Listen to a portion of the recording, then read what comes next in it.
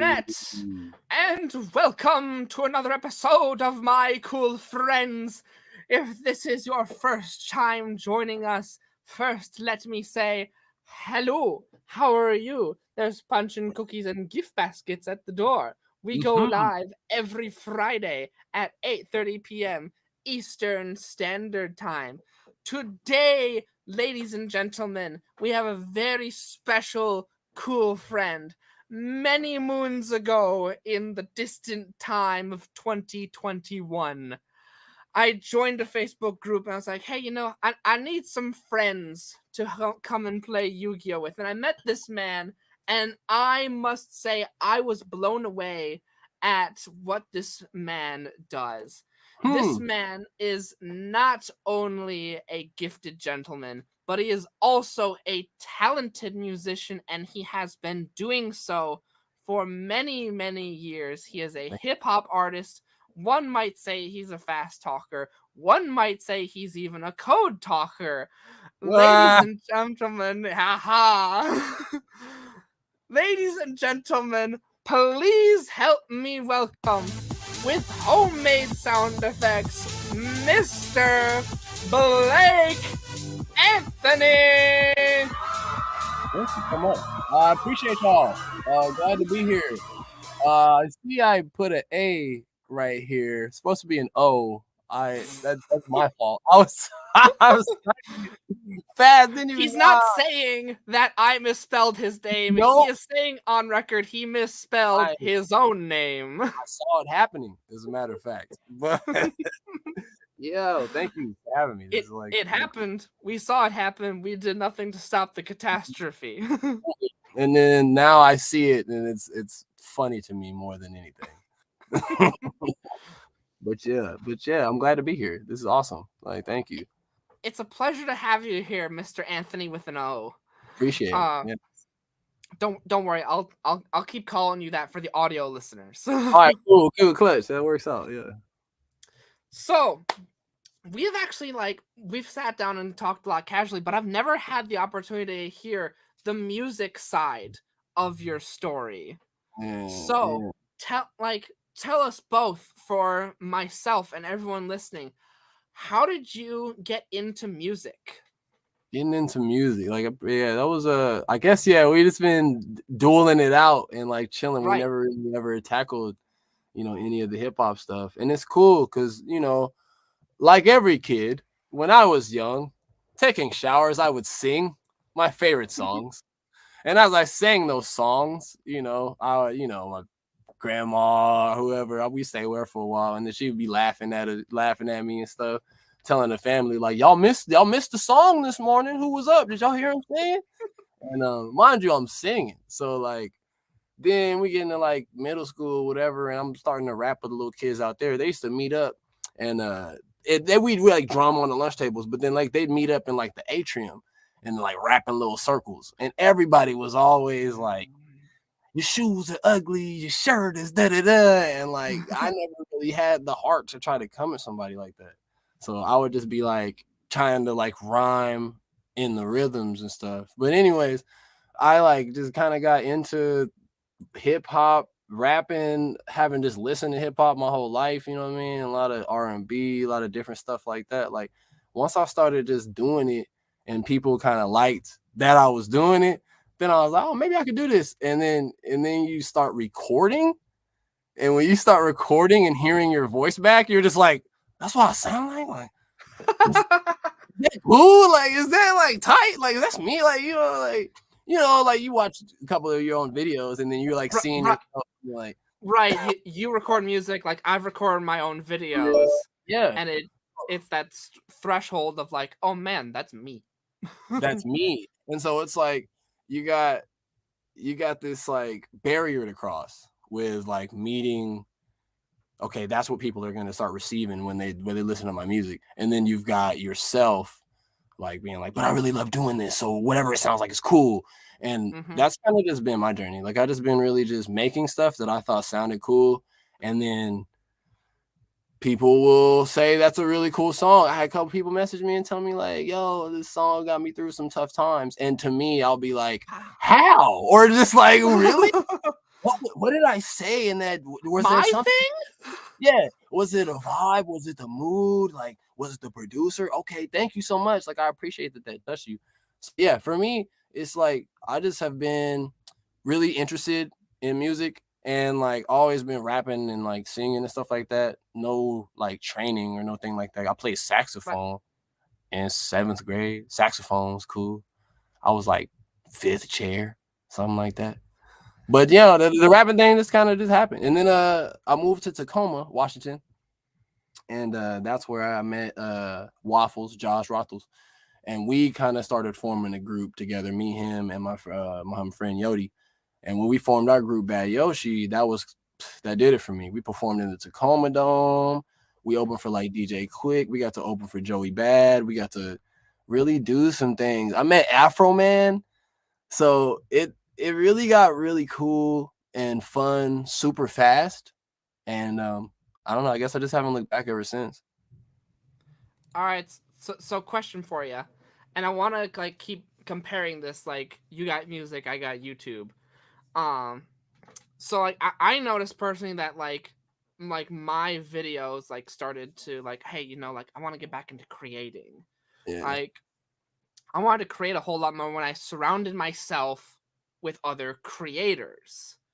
And that like my production started to falter when I was the only person like in my circle creating. And so Mm-hmm. have you yeah, that like when you're the only when you're the only soldier going forward, like it's a harder battle, but always like to say like you are the reflection of the 5 people you spend the most of your time with. And so Yeah. like and so like you mentioned this like step in your life of like traveling and then like meeting new people. Did you also notice this phase or this change, any sort of change in your life where your publishing of music then like shifted as you changed your circle? Yeah, almost like a uptick of productivity almost. Well, yeah.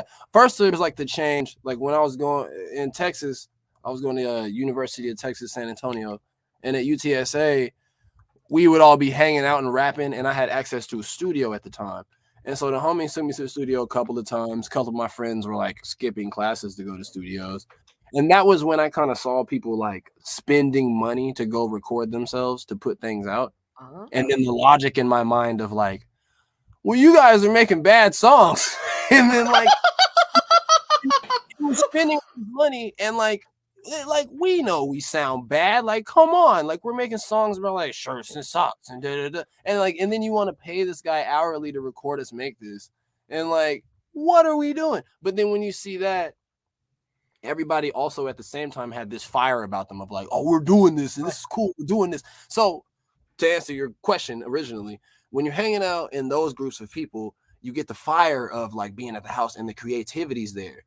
And then as like time goes by, maybe months, maybe years, I would say I probably got a little jaded because I was like, weird. Yeah, we have this creative fire, but then we keep making these mixtapes that are like really bad. And Oh. so I'm not like feeling it as much. And then hence came kind of like a little bit of a dip down tick. But then also after my kind of second year, maybe third year over UTSA. No, after my second year, I went to a couple other colleges, and then I moved from Texas to Tacoma. Then, like I said, I met Waffles. When I moved to Tacoma and met Waffles and Yodi, then there was like a surge because it was like Yodi was Yeah. really and really about getting his videos out, and Waffles was producing every day. And then I'm in this house, and now I'm like, well, now I got the studio set up, so I can just rap every day. And then it was kind of like this trifecta of like, oh, he made something cool, so now I gotta make something cool. And oh, I made something cool, and that inspired them. Yeah, that's dope. And we just kept doing that. And then then eventually Yodi had a child and then moved to Idaho. And like, me and Waffles moved here. Everybody's kind of been doing their own thing. And that's still within, I had to find within myself kind of like the energy, right? I had to find within myself kind of the wheel. But now I'm in a new phase where it's like, my girlfriend Jess, she paints all the time. She's working on clothing. She works as a design assistant for a company. And so when it's like the different facets of her life are inspiring to me in different ways at different times, right? Right. And Like that. aside from that, what were you gonna say? Yeah, like that. Like even like taking that snippet for a moment, like she's a design assistant at a company. Right. Like, could you ever think back to like that stage in your life where you were like recording with your friends and like making bad songs, like to think to that level of like Right. what if we were like rapping for other companies, like having that Right. level of yeah. What would like then we wouldn't be over here talking about shirts and socks, Right. Like, we We'd be wouldn't even sit down to write songs about shirt and socks we would because be that's not what critical. those people do. Right, exactly. You'd be more critical, and I think that time has given me a critical eye. Now, sometimes it's not always perfect. Sometimes I'm a little Mhm. overcritical of some of the works that I make, and that can stifle it more than anything. Not so Right. much, not so much that like, oh, like this should be turned up or like this had needs this edit. Not so much that, but just like almost like subjective feelings where it's like, oh, I don't know if people will like this, or oh, I don't know if this is saying Oh. what I wanted to say. It's like, well, it's gonna say what it says, and people are gonna like what they like. But I find myself approaching things that way. And then it goes back to your original question, where if I have a circle of people who are all creating, then it's like I can kind of just lean on like, oh, they're making cool things and think that this is cool. That really verifies it for me that this is Yeah. cool. And currently we're living more in like a chill kind of living situation. And again, Jess is doing like a lot of work. I think I do a lot of work. I think she actually gets out a lot more work productively, but it's also just kind of the two of us oscillating Mhm. between each other for the energy. So I do feel like I'm seeking kind of like a circle of Uh, creatives who are uh, constantly at it. right, a circle of wisdom, if we could say Right. that. Circle of wisdom. I like that. Yeah. I like that. This Um, is you. I wanna, like, tap on, like, what you were saying about, like, almost, like, creatively stifling yourself. Yeah. Um Yeah. like some people I've heard refer to it as like shiny object syndrome.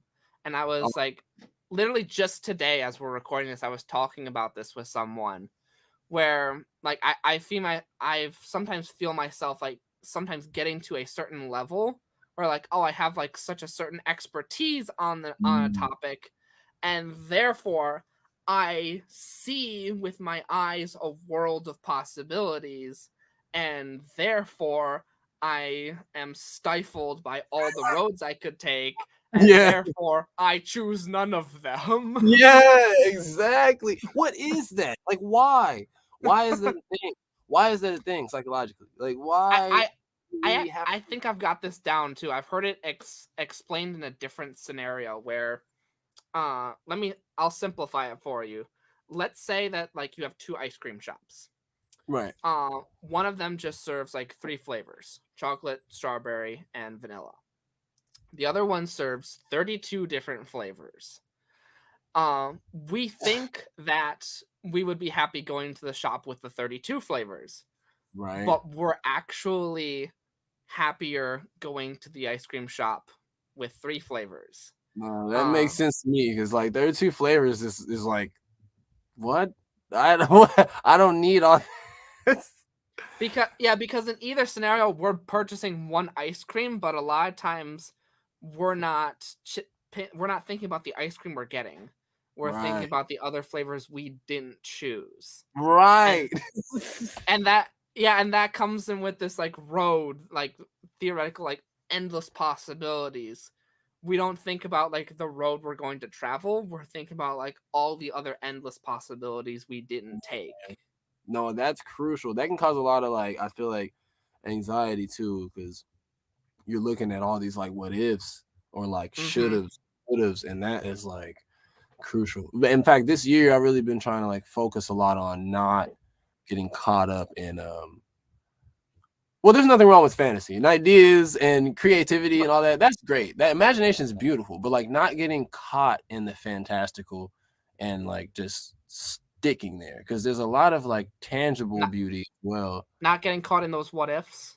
Yes, not getting caught in those what ifs, you know, Mm-hmm. because like what if creates a lot of cool ideas, right? Like what if leads to a lot of cool things, but also it's that stifling.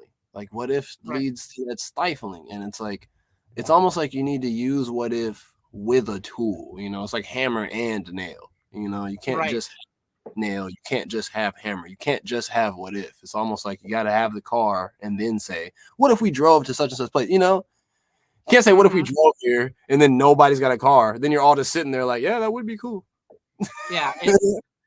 Essentially, it feels like what you're talking about is like ideas and action. I can Right. have a whole bunch of ideas on the board, but they don't mean anything unless someone takes action on it. And then you got your diagram, and it's like, what are the things that overlap in the middle as far as your Mm-hmm. ideas and things that you do type thing, you know. But getting back into Yu-Gi-Oh has been great because I was really into that when I was younger, and it was consistent for me in my life. And then I it was like sometime in high school, I was like really insecure about it, and I gave somebody a shoebox of all my cards, and it was just like, here, I'm not gonna need these. And then full circle, I'm in a dual group, and it's And we meet again. yeah, here we are, and it's like, you know, it's funny because what if I had not ever got insecure about that, felt any way about that? What if I had hold on to my cards, and what Mm-hmm. if all those structure decks I had got and all those things that I had and all those I still different, kept all mine. you know, because you gotta you love yourself. Mm-hmm. See, Like, here's the funny thing. We haven't talked about this. Uh, I remember in like middle school, that was when like we hid the boxes. Like everyone was hiding their boxes of shame. Uh, mm-hmm. but I was the nerdy kid who was like, no, I'm still into this. Yeah. Uh, I like regardless of how much like people hate me for it. Uh, and it's like at some certain point I stopped playing because of the cost Mm-hmm. that was associated with it. Uh, but it's that certain thing of like, I think as we become adults more and more, we start like hinging our like we start caring more and more about like the opinions of like those around us. Mm-hmm. And that's where that sort of factor comes into play. Um It's tough. It's so mhm, tough. It's so tough. It's so funny because it's like you could accomplish so much and so many great things if you just, you know, trust your grand line like path. Like, just run along right, the red line. Like just go, you know, because the best way to figure stuff out is to try and fail and, you know, right. try and fall down. So it's like you gotta try everything. And as soon as you start stopping yourself because you're worried, that's what it's like. Oh, it's like Mhm. the fruit's in the forest, yeah, but it's dark. It's like, well, Yeah. we got flashlights and stuff though. Like, and there's 5 of us. Like, let's go. Yeah. Like, Well, it was explained to me one time, like, oh, but it's risky. Yes, but everything is risky. It was yeah, risky as soon as you came out of the womb. There's risk. seriously, There's risk associated with everything. you're on the highway. hmm It's like you drive cars. Like, it's just being a man. Dante came to town to visit me. Shout out to Dante. Love Dante. Hi, Dante. Came to town to visit me. Been like a couple weeks ago. I think it was a couple weeks ago. And we were walking from a car shop to go to like buy a bus stop, and the bus stop didn't really have like sidewalk space. It like reached out to the curb, and then you're like, there's a bench inside. And we were walking into the bus stop, and when we stood there, a SUV came screaming down the road, like tail spun and almost flipped. And we're in the bus stop, and mind you, like I said, there was no sidewalk, so we were just in the bus stop. Like the only way we can get out is if we step out into the street and go around. And the truck was coming. We were just sitting there like, wow, no one knows we're here. And like got corrected and then started sliding down the road, and then U-turned, and we were just looking at each other like, I'm not standing in bus stops ever again. I'm done with bus stops. And I'll wait for the bus to show up. I'll meet it halfway. I'm not. But it's like I'm not taking a risk anymore. by No, standing in a bus stop. everything's risky. Like everything is risky. Literally just Mm-hmm. leaving a building, like just walking around. Can't be scared though. Can't be scared. Still gotta live. Can't be scared. Mm-hmm. But yeah, Uh, it's you know. uh, on this like topic of risk, um, I love this. Like, it's a topic of like risk on the journey of like getting what we want, not Yes. what our peers think we should do. Mm-hmm. I want to specifically ask you about a story in your life.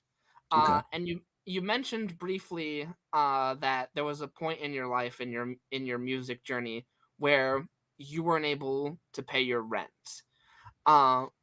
Would you be able to tell us a little bit about that, and specifically like what was like your mindset at this point in your life, and how did you overcome this? Wow, yeah, that also was in Tacoma. And I think that's when I so the end of the story is that I think I started working at a restaurant. But like so basically I had cut this finger on a slicer at a in a deli, and like I cut it like down to the nail, like a finger was gone.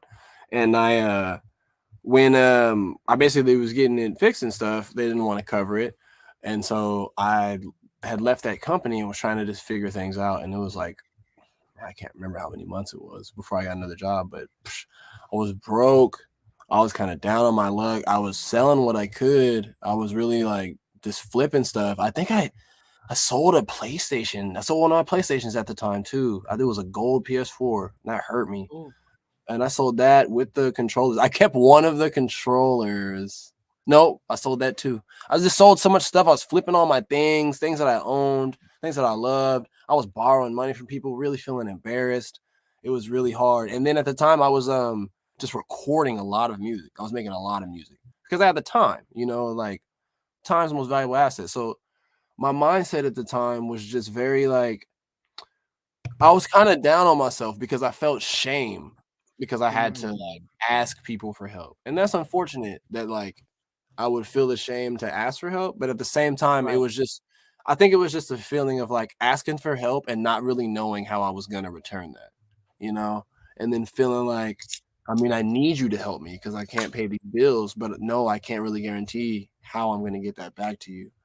Um and then on top of that, kind of feeling this thing of like, and I'm just rapper. So now I'm like broke, jobless, and a rapper. Like I'm so like what? Come on, I got this afro. I'm in my roommate's basement just rapping all day because I don't have a job. Like it was just like what was going on? But I triumphed, and honestly, it was like I couldn't pay my rent for a couple of those months, but then eventually I was able to like flip enough of my stuff to like cover a couple months after that, leading into me getting a job. And I tell you what, like as down and as like ashamed as I felt, the feelings associated, the lowness, Mm-hmm. like like all that stuff was there, but so were the days and nights. So was the time. So was like I felt those feelings, but I also was at home playing music, recording. Like I still had to go through like my life. And it wasn't like it didn't feel the same. I wasn't just pumping out songs, happy old Blake. I was still feeling pretty low. Some days it was really hard to get one song out. Some days I didn't get a song out. But like my life stayed the same, And Mm-hmm. it's hard to see that when you're in it because you're just like, what am I doing? And I'm rapping and school and like I don't have a job and wow, and you just feel all these. You're just like, and it's like panic mode, but different for everybody. Because I wasn't like panicking, Right. I was very like solemn and ashamed and staying out of people's way and like not really leaving my room or the studio. I'd go into the studio and just lock myself in and not really talk too much because I just felt so down. But I was putting out really cool stuff and making songs and making art and had time to be with the other artists I collaborate with. And then I was able to find a job, which was really cool after that's the other thing I didn't talk about. As far as like regular music aside, regular Blake, at that time too, I was on it, like putting resumes in, hitting up temp companies. I was going to get a job. I was finding a Yeah. way. That I felt you the drive. going. the statement of like it will happen, not I'm gonna Yes. try to get a job. Going. Yes, there's no try. It was I'm going to do this. And it was like it was that resolve that I think kind of helps me not fully crush myself in the shame and sadness and feelings, because it's just feelings. Like feelings are real, but it's like, you can always do something. And so you can't paralyze yourself. And I get stuck. Like when I feel low, I'm a Cancer. I feel it and it's on me and it's heavy, but also it's like, yeah, you're a Cancer, you little crab legs. You get to the beach, and you get to the water and you take a shower, you drink water, you eat food, and you realize it's whatever time, and then you figure it out. You just gotta Right. figure it out. And I pray that everybody who's struggling is able to figure it out. Not everybody has the opportunity to like walk every corner of Tacoma, applying everywhere to get a job. I was putting in work. Like I know the buses, but like even the people who live in Tacoma, not all of them can walk into a place and apply because people are super judgmental. I saw a live hand. I'm not going to say the company, but I had walked in and I was dressed nice. Somebody else was trying to get a job too, and they thought that the person was whatever off the street means or homeless or something. And I'm just like, wow, that could have been me if I didn't put this shirt on. And that's, it is what it is. We worked hard. It was a low time, but we made it out, baby. Yeah. Like I feel like most of, if not everyone's gonna have that point in their life. Yeah. And I remember like you call like I remember like being like becoming burrito on the couch. Yeah. And just being there for the day. Yes. But I distinctly remember like selling a lot of my PlayStation collection. So I like, all right, I need this money. It's gonna come hell or high water. Yeah, because you made it happen too. Yeah. Yeah. And so like I sold a lot of my game collection. I had a Switch that had dust on it. So I sold the Switch. Granted, something very important, I had to learn how to sell on eBay. Right. And you mentioned like walking into a lot of places. Like I personally, like I know I have the skill of like going onto websites and like learning how to like draw up a resume and like on the tech world. You went in the door like into the actual foot world. Everyone's got their skills, right? And but not. It's very hard to like actually see that when you're like in the thick of things. When you're in like the fold, and you said something really good though. That's like you said going, like you immediately recognize that, and it's like that's what it is. You gotta just even you're in your own mind, in your own heart, you might say to yourself like, I gotta try to do this, but like you gotta just go. You gotta go, because worst case scenario, you fall forward. As long as you're going forward, Right. And it's crazy. It's crazy like that. But man, struggle teaches you a lot though. It does, Oh yeah. There's I remember someone said to me like the best teachers in life are a broken heart, an empty stomach, and an empty wallet. Yes, exactly.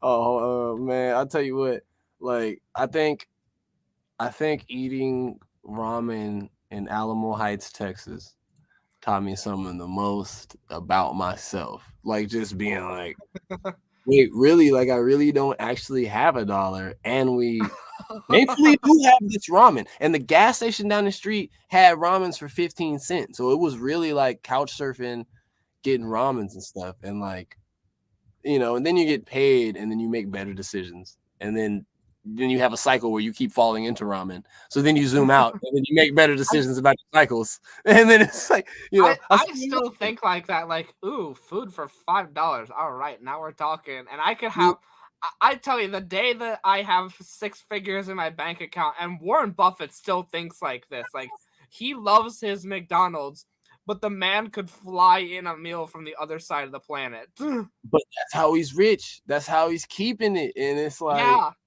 That's one way. That's one way. I'm sure like I shouldn't have to eat McDonald's forever if I'm rich. But you also don't need to eat filet mignon every day either. So, you Right. know, I'll still go shop organic. You know. But I mean, I don't know. I'm dabbling in my little eBay game, making little As you chips. It's should nice. be. You got to. I pulled too many cards. Too addicted. Too addicted to opening cards. It's too crucial. Like I I need to. pulled too much shiny cardboard, therefore I For must real go play though. the eBay game. Now I've got to play eBay. Yeah, and I appreciate having a support network. We were talking about inspirational circles. So when you told me, your story about what you had done, I was like, oh, for sure. Because I always need to pay for mixes, mastering, like the thing they don't tell you when you apply to be a rapper, like on your application, the thing that they leave off is that you have to pay all the costs to be a rapper. So, they left that out when I applied. I turned my resume in, they hired me, but like here we are. And You hired yourself, didn't you? it's so funny to think like you get into this and you're like, I can't wait to collaborate with people. And wow, I love the art community and we're all making stuff together. It's so awesome. And then as soon as you bring money up, it's like all that friendship and camaraderie falters as if every single one of you doesn't need to pay bills. It's like so absurd because like you could be chilling with somebody making music, making songs, and then be ready to put it out and talk splits and percentages. And it's like that single fact could make the song never come out. Be stuck in limbo for the next 6 to infinity months. Like, And so, what? Here's a good question for you. So, what keeps you going? What keeps Blake Anthony like saying like we're gonna keep going with this thing, and like we've highlighted a lot. You've gone through a lot of like trials and tribulations. What like why have you've clearly never said like, oh hey, we're hanging up the yeah, towel. I don't microphone. I don't know what yeah, you hang up Mike. as a rapper, but but why have you you've clearly never done that and have no signs of stopping. But what is it that keeps you going? I think it's the music because it finds me. It's like if I'm, it's so interesting. Like if I'm not recording, it's almost like I'll start getting like dreams or something about it, or I'll have some kind of like real life echoing of something that's just like we should record that or something. It's like a weird like ethereal. It's like almost it's another dimensional force that's like making it happen because it's really like I'll just chill, and if I'm spending a lot of time not touching my music at all, it's always calling to me. Like, oh, the deluxe album. Remember just those skits. Oh, remember those promos you got on the bus? Those would sound really cool. Oh, remember Dante's mixtape. And it's like all little ghosts haunting, And I think just also having just done it all the time, the way I got introduced to it was never like, if we start rapping, we can really get rich. Like that never really crossed my mind until I was performing with Yodi and we did the Tacoma Dome. When we did the Tacoma Dome, I was like, we're in the Tacoma Dome. Like we're opening for Meek Mill. That's Gucci Mane on stage. Then I was really like, whoa, like weird. I listen to his music. you know, Did you get his phone number? yeah, like can I meet him? But it was funny. When Gucci Mane was performing on stage, no one was allowed to get on stage, and when you go backstage, no one was allowed to go talk to him either. So it was like, whoa, it's crucial. But it was like, he has people. yeah, for real. It was like, oh, okay. I want to be like that. I want to have a room nobody can come to unless I invite them. You know what I mean? And when you come to the room, all these delicious treats. There's all like watermelon sliced up, all kind of stuff just everywhere. I'm reading. I want to have a room no one can come to. I want to be in the back room in somebody else's building. That's the Blake room. You can't stick boxes in there because he might come. You don't touch the Blake room. You just leave He's it. preparing his Yu-Gi-Oh deck. Exactly. He's in there deck editing. No one goes in there. He rings a bell. Ring a bell. We bring in fresh fruit. But yeah, it's like the feeling. It's chilling. It's whatever. It's like I don't know. Me and Jess will be doing something, and I'll have a love song in my heart, or whatever, or like I just saw Doctor Strange yesterday. I was thinking all kind of cool stuff when I was coming home. No spoilers, promise. But Oh, no. it's like everything kind of drives into it. Today we were talking about a song. I was like, I'm gonna name a song Ghost Rare. And it was just like just associated with my current hunt for a ghost rare. The song's not gonna be about me looking for a ghost rare, but the association came from me pulling for a ghost rare today and me being like, oh, that's a really cool, interesting song. And then like the words ghost rare have a sound in my mind. So then I'm like, oh, and then there's like a category of songs that I might name this because they have the elements of the words ghost rare. And the Right. way that sounds in my mind is not something I can like really translate. It's just like if I played you the songs, then you would probably be able to like, I can see why you would call these ghost rare. You know what I Yeah. mean? And so I yeah, like those words almost like I've heard music described as like poetry. Like those words could mean something right. different to Exactly. different individuals. And so it's like, you know, you hear or some people hear music as like colors and things like that. And I feel Mm-hmm. like I feel like I hear certain songs as colors because I'll hear some of my songs and then we'll be talking to somebody like shout out to Diogenes. He's a guy who has made some of my cover art before, and he we'll go through pictures, right? And I'll be like, oh no, I need more purple in this because the vibes of these is more like purple vibe, and we're like galactic It, nebula, you know. And then when you hear the whole piece, even Dax will hit me back and be like, oh wow, yeah, I see that. You know. And it's they're talking about words when they're saying this. right too. It's like the words, and then also like then you hear the sound, and it's like, oh, okay, I can see how you associated these things. Thank you for context.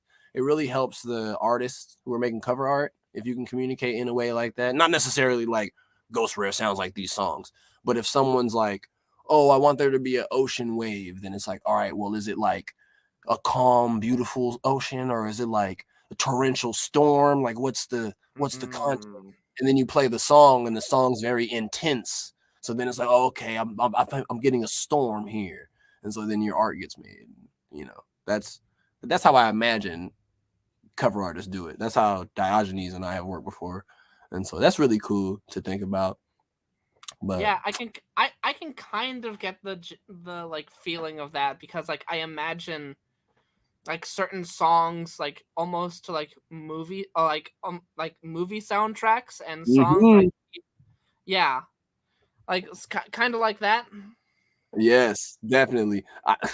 I got hyped because I said no spoilers, but I got hyped No, because you said music soundtracks, and they got a great soundtrack for Doctor Strange. we're gonna.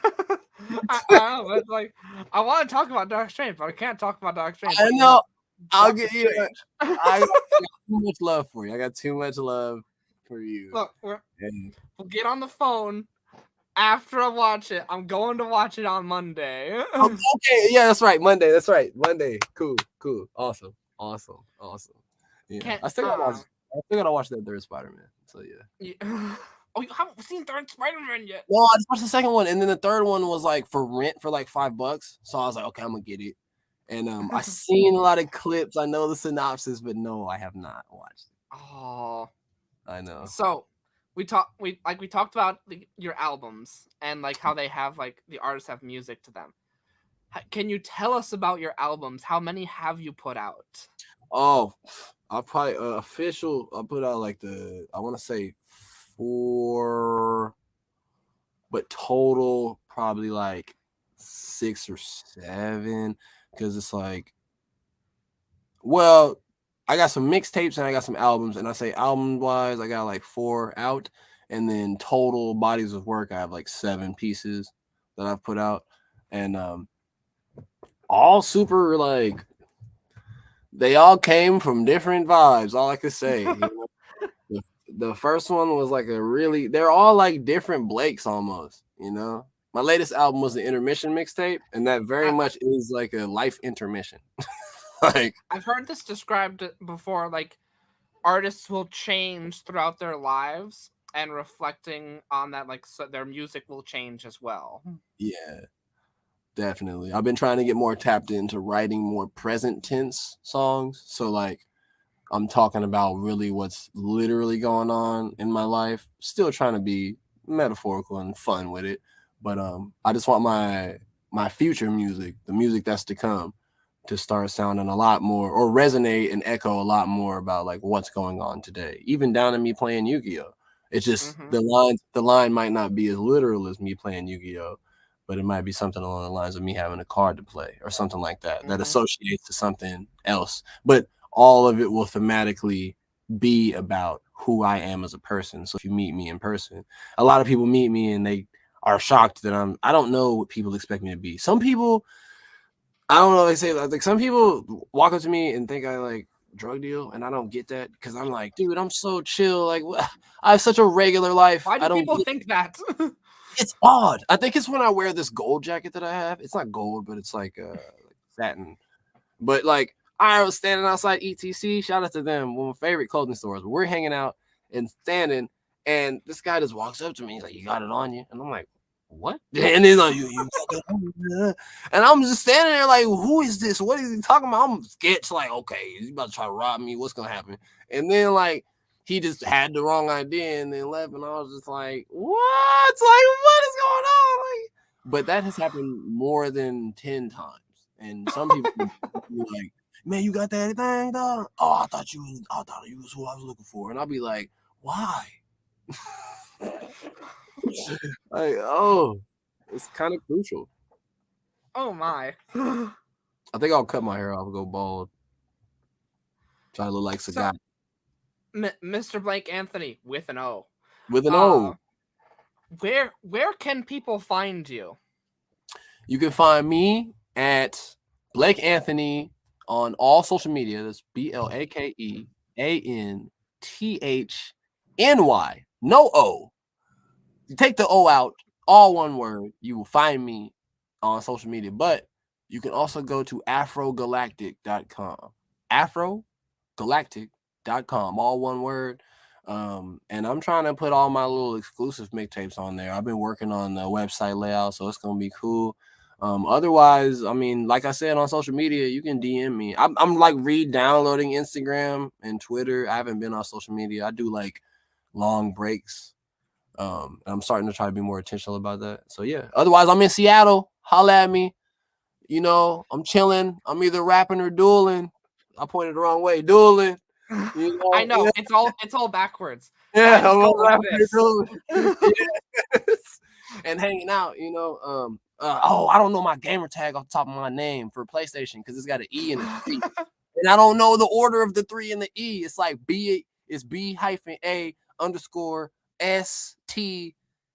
B-A__STE3Z or E or 3EZ. One of them two. But I'll let your boy. Elden Ring, Dark Souls 1, 2, and 3. We're going Oh, for the platinum. we'll be getting on Elden Ring. Don't you Yeah, worry. yeah. I'm on my own platinum journey. Oh yeah. I know you're probably But a follow up question that we talked about where they can find you. Where can they find your music? Are you on Spotify, iTunes? Spotify, Apple Music. I know a lot of people been getting Tidal now. I wish I need to get a Tidal subscription because I guess they got really good high fidelity audio, so I need to get on that wave. But I'm on all the streaming services. Blake Anthony. So you got to type in with the O. You should see me. The picture of me is laying in my bed with my face in the sun. Jess took that picture. It's a really good picture. It's a great picture. But the covers are covering my face. But yeah, Blake Anthony on all streaming. Bandcamp on Fridays they waive the fee. So if you got Bandcamp, see me there. Or call KEXP. They play me on that radio station sometimes. So if you request my songs, they will play them. I'm all hip hop, so I think they gotta play them at the on Street Sounds. I got played during the day one time, but I think I cussed too much. Nice. I think I cussed too much, so I'm on Street Sounds. So I'm trying to put out some more censored content. It's coming. I got a couple censored songs. I got like two. I have like two, or only like 2 or 3 songs out that I didn't cuss in. They'll play one of your 2 songs in the middle of the day. Yeah, I need to work that out. Yeah. You Yeah. upload the clean versions to iTunes. I know. I always get worried about that because then I'm like, if you shuffle it, will it just play both? But I don't know. You're right. I need to just do that. I need to do it. I have the clean versions of like everything. I got the sound for you. Exactly. I can have you do my mix for me. Honestly, you can help me with that because if you can beat for me, then I can put those on the radio so we can talk about it. I know how to make clean versions. I could help you Yeah, out. I need to get my life together. I need to have a clean life. I'm looking for a clean life. I just started doing yoga. Jess got me doing yoga. Hey. Yeah, 5 days. I don't think she's here anymore. She wasn't. I think it's like There's 5 no one days. behind the curtain. I know. Oh, for real. We're in the booth, by the way. This is where I record. It's nice. It's in here. Nice. These are like soundproof. When you walk into this room, it gets warm and quiet. But Ladies and gentlemen, this has been our very special guest, Blake Anthony. I must say, I couldn't be happier with this episode. Like, you have been a stupendous guest. Thank you. One of the most fabulous. Ladies and gentlemen, go check out his music. Go check out his socials. He is a true gentleman. Until next week, ladies and gentlemen, we will be back next week with another very special My Cool Friends. Until then, ladies and gentlemen, remember to stay safe and stay healthy. Oh,